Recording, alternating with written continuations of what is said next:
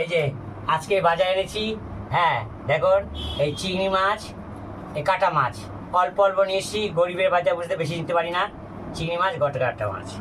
এই যে কুঁদরি, পটল, লঙ্কা, বেগুন, টমেটো, পেয়ারা, পটল, উচ্ছে, ধনেপাতা, টমেটো, রসুন, আদা, আলু আলু আর এই হলো ডিম।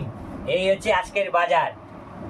তাহলে যদি আপনাদের এই বাজার, গরিবের বাজার যদি পছন্দ হয়, তাহলে অবশ্যই বাসন্তিকা কুকিং চ্যানেলে সাবস্ক্রাইব করে দেবেন, লাইক করবেন, কমেন্টস করবেন।